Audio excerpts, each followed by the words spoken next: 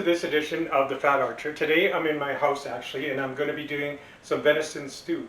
And the way I'm going to do it this time is kind of a little different. I've seen it done a few times different places. And what I'm looking at today, I'm going to do it in the Instapot. So, which I really like using because usually it took me 2 to 3 hours to get the stew ready and then let it cook and get ready and do all the things I need to do, mix it all up and get it set up. And then by the time supper time come along, it was ready. But now with the Instapot, it's roughly sauteing it, getting it together, and then actual cook time is like 18 minutes, which is fabulously fast. So it really helps me do it quickly. I like to do it on Sundays to help myself get ready for my lunches for the week. I like to eat it like all week. I'm one of those guys that can eat the same thing over and over again. So what I'm going to do is I'm just going to set up. We're going to get all our ingredients. I'll show you all those different things and we'll get started. Stay tuned. Welcome back. So now I got all my ingredients. I didn't want to like bore you guys to death with me chopping that stuff up because it takes, it takes a few minutes to do. But I did put it all in different bowls so you can see as I add it. But there is a process that I like to use, and with that process, using this process, it actually allows me to actually keep a lot of the flavors of the meat in the stew as I'm cooking it. So what we'll do now is we'll take a look at some of these ingredients and what I got going on here. I like lots of different vegetables in my stuff, so I use quite a variety of things. So first of all, I got my deer here that was shot this last fall. Really good deer, turned out nice and tender, stuff like that. So I got some seasonings that I'm going to put on it. She's good. I got my seasonings that I'm going to put on it, which is just a mixture of like onion, salt, seasoning, salt, and pepper. Pretty straightforward that you season most meat with. I'm going to use about a tablespoon of oil and about a half a teaspoon of garlic, minced garlic that I got roasted. I got carrots, celery, peppers, corn, cabbage. I like cabbage, especially when I'm using a dark soup base like a beef stock. I really like cabbage in there. It makes a really good flavor. And then I have onions and mushrooms and some tomato paste that I'm going to put in. And then I got some beef stock. And it's a full container. I think it's 900 ml, and so that's about 4 cups. And I'll use that. And then when I get that all in, then I mix that off with some water and potatoes. And with the potatoes, there's a certain thing you want to do because cooking in Instapot, it cooks really well. So you want to make sure that your potatoes are a certain size, about this size or a little bigger. In 18 minutes, makes them so they don't fall apart.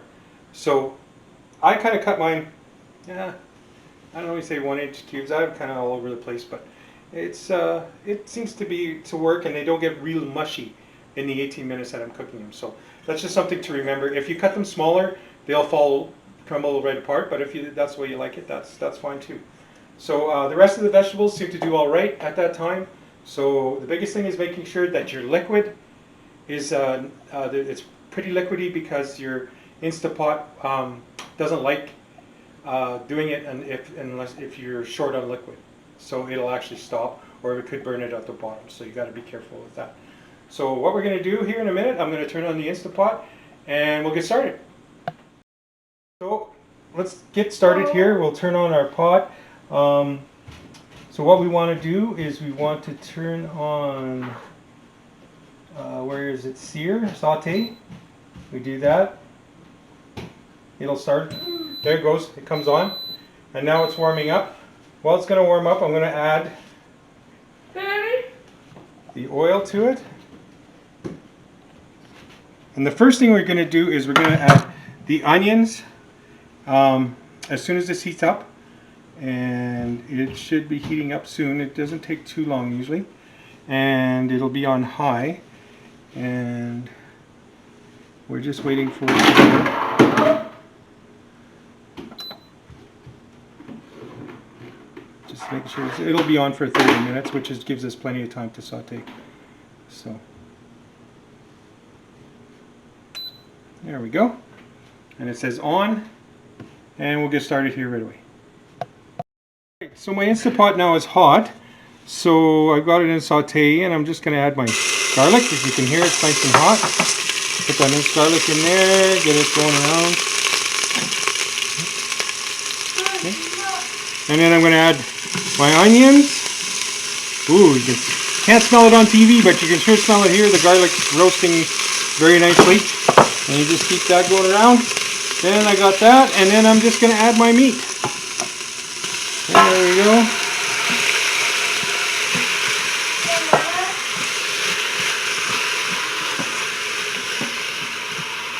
And we'll just let that, because I had all that meat, should have added a little slower, but I added it all at once. So when it's in there, we'll just give it a minute to catch up, and it'll saute.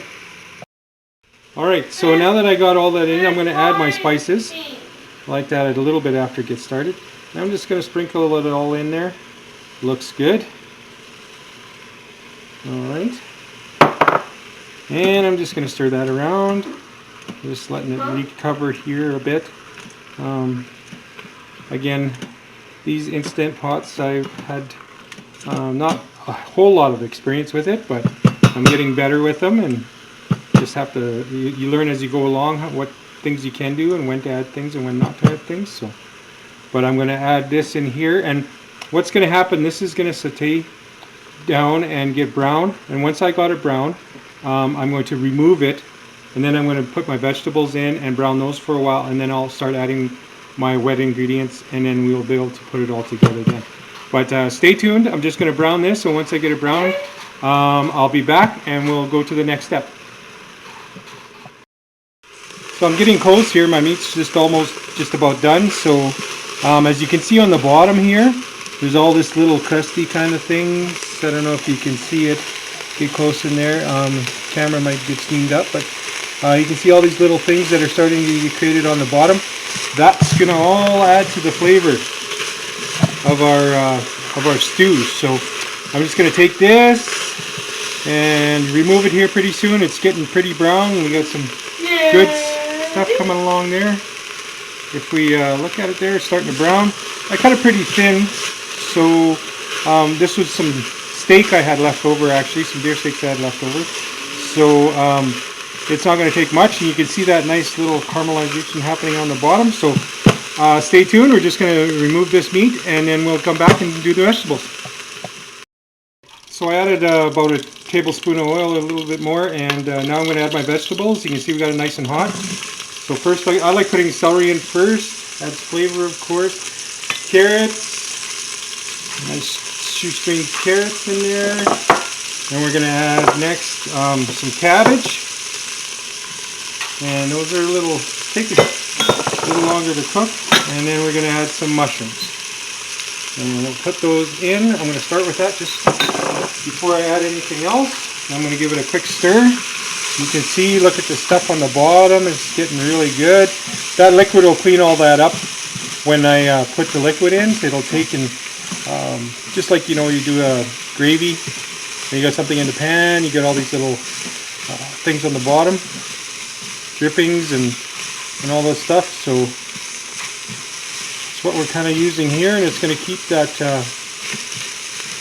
that flavor inside our stew. And so we do that. We don't need to cook it very long. It only needs to saute for, you know, a couple minutes and stuff, just to get some of that flavor out. After I get that stirred around for a few seconds and just kind of let it sit there for about 30 seconds, then I add my peppers. Now again, you can add whatever you would like. You know, when you're making this stew, some people don't like peppers, some people don't like mushrooms. I'm the guy that the only one that really eats the venison stew here besides my daughter Madison. And so I put whatever I like in it because I'm not really cooking for anybody else but the two of us. And she has proven over the last little while that she really likes the stew. So I'm going to add corn now, and I didn't add all the corn because you kind of just add to what your taste. And I'm going to give it a little mix. It's doing great. A nice saute on these. And that's basically all the vegetables I'm going to add for the moment. The potatoes I don't put in till last, and the reason is they don't need to be browned. They just are going to cook once you get the pressure cook part going. So right now I'm just going to cook this for, I don't know, a few more seconds, and then I'm going to start adding in the wet ingredients. And we'll get that in, and then we'll add the meat on top of that, and then the potatoes. and we'll actually be ready to do the steam process. So, now, I know everybody doesn't like probably tomato paste, but I do. It adds a nice flavor to the stew, so I add a little bit of that now. I'll put that in. I'll give it a little stir up. Again, it's just preference. Everything you do in a stew, like everybody knows when you make a beef stew, or again, it's just kind of what you have at the house and put it all together. So, there we go there, mix that in. I think I'm going to actually add a little bit more. So, oh, I want to say thank you to my wife who is operating the camera for the first time. So, I mean, if you guys like have a seizure because things are bouncing all over, I apologize for that, but she's doing a pretty good job, I think. So she's helped me out here. So now that I got that in, my next ingredient is going to be my beef soup base, and of course this just came out of a container. I didn't have anything to make some here, so you can hear that kind of cooled it down. And then I'll add the rest. So that's about 4 cups or one 900 ml container, and whatever your preference is, it doesn't really matter what kind it is. And so you can see that's getting nice and watery, and then do that, and then I'll add the meat back in, and we'll stir all that in. It's starting to look pretty good. Not according to my wife, because she's not really much of a venison eater, but it smells good and stuff. So we're going to add water, and I usually add water to a certain level to make sure you have enough moisture in.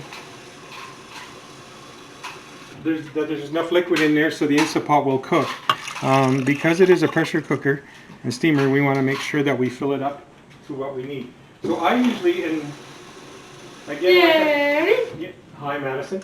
Like I do most of my cooking, I'm just kind of put in ingredients as I from experience. So here I like to go right up to the max. On the side there's a max setting for how much liquid it can be in. And then last but not least, the potatoes. They're going to go in, and we're going to mix all that up. So it's looking pretty good. So what I'm going to do next, we'll add the lid, and we'll do all the settings and stuff like that, and we'll set it to cook. And once we set it to cook, we will then, after it's done and pressurized off, we'll thicken it after we have made sure that it's properly cooked all the way through. So it's usually about 18 minutes, but we'll show you that process of setting up the Instant Pot. Alright, I got the lid on. These lids on these Instant Pot are pretty simple.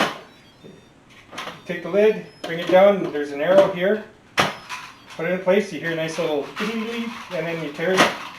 It'll come on, as it still says off because I haven't chosen what I want to do. Great thing about these Instant Pots, they have multiple different types of buttons for all sorts of different things that you can do. They actually have a meat stew. Oh, and I got extra flavor on my thumb. But they got meat stew here. So we click on that. It's already set to 18 minutes because I've used this before for that. So we want to take, and we have that set, and that's all you do. Now it goes on and it'll build up pressure. Once it builds up pressure, it'll start the timer. So basically all we got to do is sit and wait now. Okay, now it's pressured up, and so it's 15 minutes it'll cook. It's been on, I had it set for 18. It's at 15 right now. It'll cook for another 15 minutes, and it'll take about 10 minutes for the steam and pressure to go down, and then we'll go on from there. Now it's completed. It'll start counting up on the counter, and it will count up until it has slowed down. So you want to wait till it hits about 15 minutes, and then you can probably manually let off the steam for the rest of it, and then we'll be able to, we'll turn it back to saute again. You'll see that, and then we'll turn it back to saute and we'll thicken it up. In our house here we use a cornstarch mixture just because Madison is gluten intolerant, so I'll show you how to do that in a little while. Stay tuned. So we're sitting at 15 minutes now after the pressure's been released, so we got to release the pressure a little bit more. So I'm going to take and press the button on top, and then I'll probably have to hold the plate over it just to keep it from going all over the house. So we're going to do that. You see the pressure being released there. So I'm just going to deflect it a little bit. How we're doing it. Just so it's not all over the place. Getting on the cupboard. We got a nice smell coming out of there. That's for sure. So I'm just going to go till the steam release, and then we'll open it up and see what's going on. Alright, let's take a look and see what we got. There we go. It looks pretty good. We'll take a stir and see how we did. Trying to do things at once, it's kind of difficult. Oh, that looks awesome. Good, so now what I'll do is while I stir this here, we'll get it turned on to saute again, and then we'll thicken it up. So I'll just show you how I do that in a minute. So the next thing I'm going to do here is I'm going to take, and I usually add a couple heaping tablespoons of cornstarch. Then I'm just going to grab some water and just add some water to it and make a slurry. Technical term my wife gave me. So we'll see. Call it cornstarch and water. We'll see that. So now that I made this, I'm just going to turn on the Instant Pot to do saute again, and I'll bring it to a boil, and then I'll show you what happens when we add that to it. Stay tuned. Okay, come to the step here. We got it boiling good. It's on saute. We're just going to add this slurry that I've created here. We'll pour it in and see if we can thicken this up. And just add it gradually and stir. You'll see the stew start to thicken up as we add it. Okay. I'm usually pretty accurate with this stuff. I usually get it right the first time.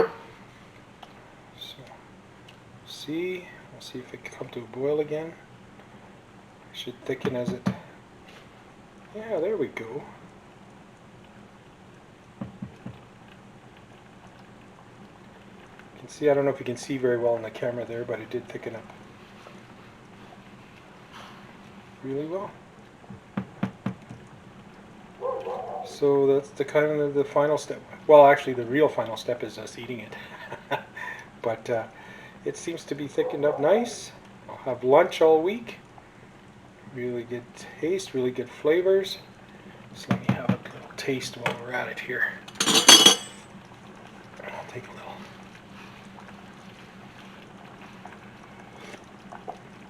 Oh, excellent.